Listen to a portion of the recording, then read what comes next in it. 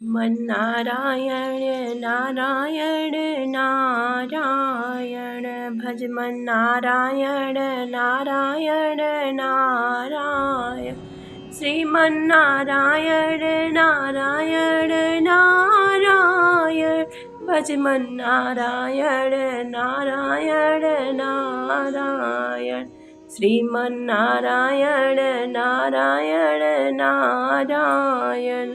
प्रणाम दोस्तों, मैं हूं आप सबकी अंजनी। आप सब देख रहे हैं अंजनी की दुनिया। GKP में स्वागत है, अभिनंदन है, वंदन है और बड़ों को सादर प्रणाम है, छोटों को ढेर सारा प्यार और आशीर्वाद। तो इसी कामना के साथ आज की वीडियो में आप सभी को सत्यनारायण भगवान की कथा सुनाऊंगी। और जैसा कि आप सभी को हमने इसके पहले वाली वीडियो में आप सबको बता चुकी हूँ क्या करना है सत्यनारायण पूर्णिमा के दिन। तो आज है पूर्णिमा, तो आप सभी को बुद्ध पूर्णिमा भी है, तो आप सभी को पूर्णिमा की बहुत बहुत शुभकामनाएं। और सत्यनारायण भगवान आप सभी की हर मनोकामनाएं पूरी करें। चलिए सुनाते हैं आगे की कथा। तो इसमें दोस्तों आप सभी को 2 अध्याय सुनाएंगे, फिर इसके बाद 7 अध्याय सत्यनारायण भगवान की कथा होती है। तो आप सबको बता दें कि लंबी वीडियो हो जाने के कारण मैं 2 अध्याय करके आप सबको 7 अध्याय जरूर सुनाऊंगी, ठीक है। अध्याय। श्री सूत जी ने कहा, हे श्रेष्ठ मुनियों, अब एक और कथा कहता हूँ। पूर्व काल में उत्तका मुख नामक का एक बुद्धिमान राजा था। वह सत्यवक्ता और जितेंद्रिय था। प्रतिदिन देव स्थानों पर जाता तथा गरीबों को धन देकर उनके कष्ट दूर करता था। उसकी पत्नी सुंदर और सती और साध्वी थी। भद्रशिला नदी के तट पर उन दोनों ने श्री सत्यनारायण भगवान का व्रत किया। उस समय वहां साधु नामक एक वैश्य आया। उसके पास व्यापार के लिए बहुत सा धन था। राजा को व्रत करते देख उसने विनय के साथ पूछा, हे राजन, भक्ति उचित से यह आप क्या कर रहे हैं? मेरी सुनने की इच्छा है, कृपया आप मुझे भी बताइए। महाराज उल्का मुख ने कहा, हे साधु वैश्य, मैं अपने बंधु बंधुओं के साथ पुत्रादि के प्राप्ति के लिए महाशक्तिमान सत्यनारायण भगवान का व्रत और पूजन कर रहा हूँ। राजा के वचन सुनकर साधु नामक वैश्य ने आदर से कहा, हे राजन, मुझे भी इसका सब विधान बताइए। मैं भी आपकी कथा अनुसार इस व्रत को करूँगा। मेरे यहाँ भी कोई संतान नहीं है। मुझे भी विश्वास है कि इससे निश्चय ही मेरे यहाँ भी संतान होगी। राजा के सब विधान सुन व्यापार से निर्भीत हो वह वैश्य खुशी खुशी अपने घर आया। वैश्य ने अपनी पत्नी लीलावती से संतान देने वाले उस व्रत का समाचार सुनाया। प्रण किया कि जब हमारे यहाँ संतान होगी तब मैं इस व्रत को करूँगा। एक दिन उसकी पत्नी लीलावती संसारिक धर्म से प्रवृत्त होकर गर्भवती हो गई। 10वें महीने में उसने एक सुंदर कन्या को जन्म दिया। कन्या का नाम कलावती रखा गया। इसके बाद लीलावती ने अपने पति को स्मरण दिलाया कि आपने जो भगवान का व्रत करने का संकल्प किया था, अब आप उसे पूरा कीजिए। साधु ने कहा, हे प्रिय, मैं कन्या के विवाह पर इस व्रत को करूंगा। इस प्रकार अपनी पत्नी को आश्वासन दे वह व्यापार करने चला गया। काफी दिनों बाद पश्चात हो लौटा तो उसने नगर में सखियों के साथ अपनी पुत्री को खेलते देखा। वैश्य ने तत्काल एक दूत को बुलाकर कहा कि उसकी पुत्री के लिए सुयोग वर्ग की तलाश करो। साधु नामक वैश्य के आज्ञा पाकर दूत कंचन नगर पहुंचा और उनकी लड़की के लिए एक सुयोग वर्ग पुत्र ले आया। वरिक पुत्र को देखकर साधु नामक वैश्य ने अपने बंधु बंधुओं सहित प्रसन्नचित होकर अपनी पुत्री का विवाह उसके साथ कर दिया। वैश्य विवाह के समय सत्यनारायण भगवान का व्रत करना भूल गया। इस पर श्री सत्यनारायण भगवान क्रोधित हो गए। उन्होंने वैश्य को श्राप दिया कि तुम्हें दारुण दुख प्राप्त होगा।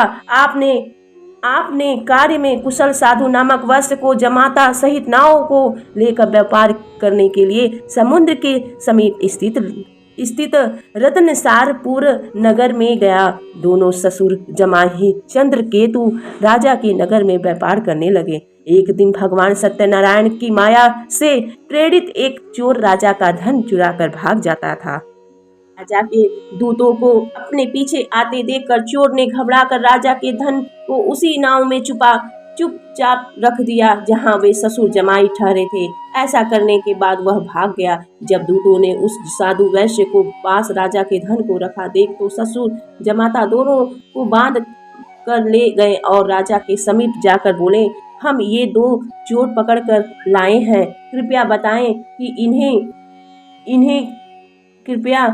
कि इन्हें क्या सजा दी जाए। राजा ने बिना उन दोनों के बात सुने ही उन्हें कारागार में डालने की आज्ञा दे दी। इस प्रकार राजा के आज्ञा से उनको कठिन कारावास में डाल दिया गया तथा उनका धन भी छीन लिया गया। सत्यनारायण भगवान के श्राप के कारण साधु वैश्य की पत्नी लीलावती और पुत्री कलावती भी घर पर बहुत दुखी हुई। उनके घरों में रखा धन चोर ले गया।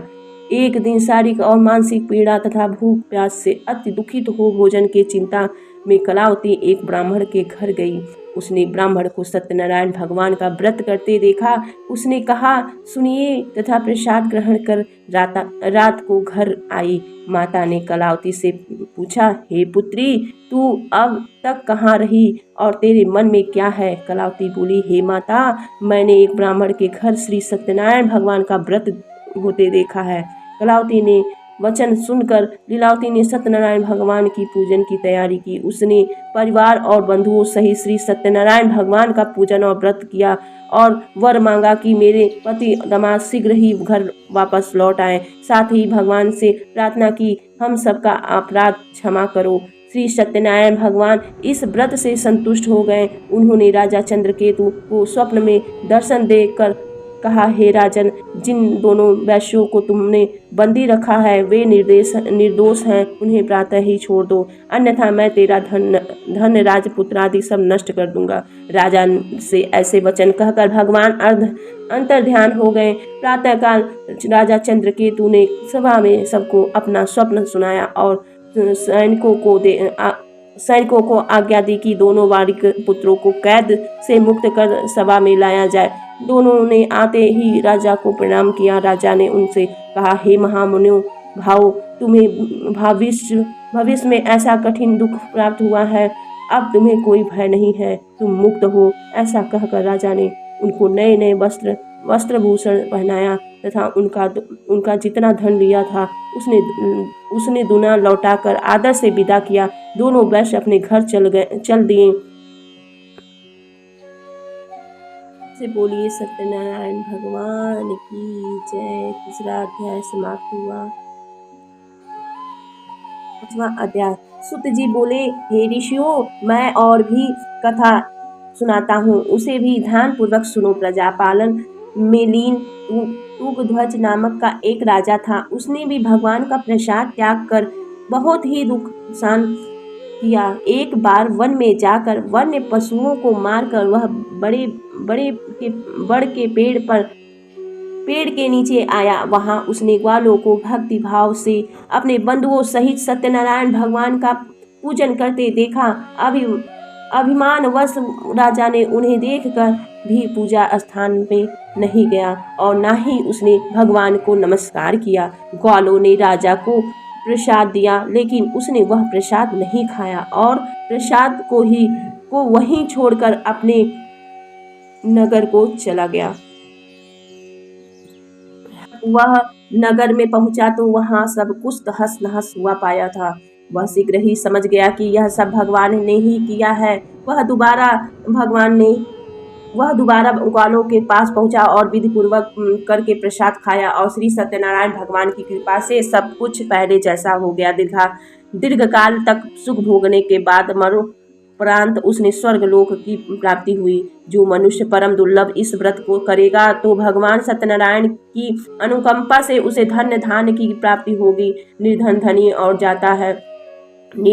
हो जाता है और भय मुक्त हो जीवन जीता है। संतानहीन मनुष्य को संतान सुख मिलता है और सारे मनोरथ पूर्ण होने पर मानव अंत काल में बैकुंठ धाम को जाता है। सुत जी बोले, जिन्होंने पहले इस व्रत को किया अब उनके दूसरे जन्म की कथा कहता हूँ। वृत्तसंतानंद ब्राह्मण ने सुदामा का जन्म लेकर मोक्ष की प्राप्ति की। लकड़हारे ने अगले जन्म में निषाद बनकर मोक्ष प्राप्त किया। उलाकमुख नाम का राजा दशरथ होकर बैकुंठ को गए। साधु नामक के वैश्य ने मोर ध्वज बनकर अपने पुत्र को आरे से चीरकर मोक्ष पाया। महाराज तुंगध्वज ने स्वयं भू होकर भगवान ने भक्ति युक्त हो कर्म कर मोक्ष पाया।